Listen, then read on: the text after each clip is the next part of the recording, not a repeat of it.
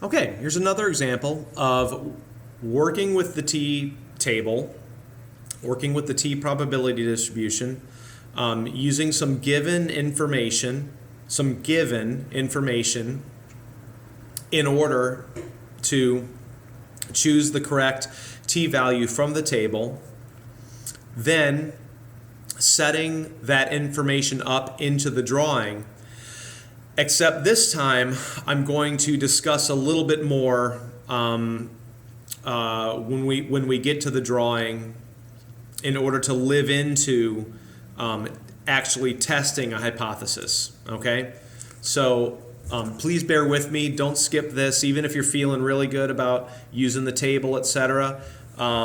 Please watch this whole thing.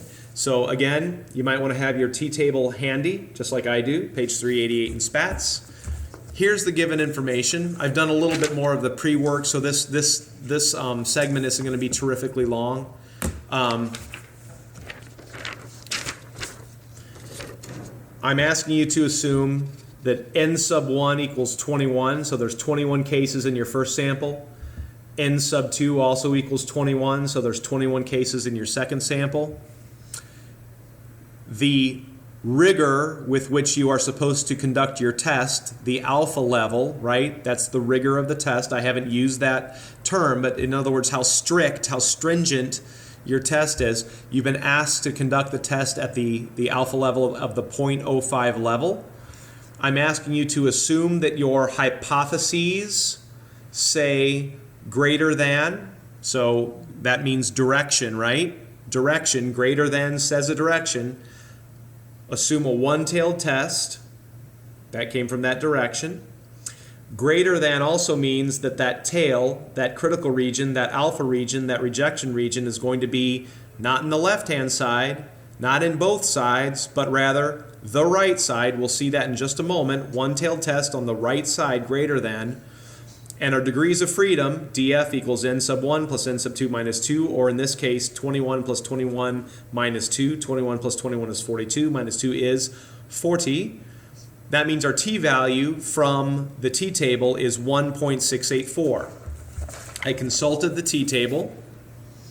I went to 40 degrees of freedom and a one-tailed test at the 0.05 level. One-tailed test, 0.05 level, 40 degrees of freedom, 1.684. That's the amount of standard error that I could expect to occur by chance or sampling error alone under those conditions. That is the amount of standard error I could expect to occur by chance alone, by sampling error alone under those conditions. What are those conditions?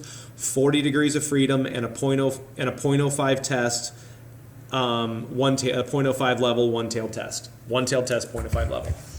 So how would that look on the drawing? It would look like this.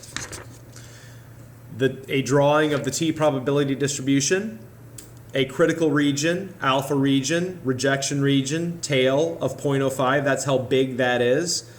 The rest of it has to be 0.95 because I know the whole thing is 1. 0.95 plus 0.05 is 1. 40 degrees of freedom, alpha level of 0.05, one-tailed test. All of that is the stuff I needed for the table to choose the correct value from the table. And then I placed my t-value, my tabled t-value, right here where it belongs. Now, just like before, when you are conducting t-tests for one sample, just like before, if you calculate a data-generated t-value, so in other words, you're going to be asked to calculate the actual amount of standard error that is separating two things, right? The actual amount. And if that amount, whatever it might be, falls here, you would keep the null hypothesis. This is the acceptance region. No one really calls it the acceptance region, but this is the acceptance region. You would accept the null hypothesis. The amount of difference you observed could easily be attributed to chance or sampling error alone. If, however, your data-generated t-value goes beyond. When was the last time you heard the word beyond? beyond z. You remember that when we were dealing with the t-table, excuse me, the z-table? You had z-scores, and then you had the area between mean and z, and then you had the area beyond z. Well, now we're talking about being beyond t. If the t-value you calculate, if the actual amount of standard error that you calculate falls in this region, in other words, falls beyond this t-value, that means the same thing it meant before when you were doing t-tests for one sample. That means this: you have observed more standard error than could be attributable to chance or sampling error alone. Therefore, you would reject the null hypothesis of no difference. You would reject and discard the null hypothesis of equality and declare the two things we're comparing are different from one another. That's what that means. That's hypothesis testing. So next, I'm going to walk through an actual example with actual data and an actual hypothesis too.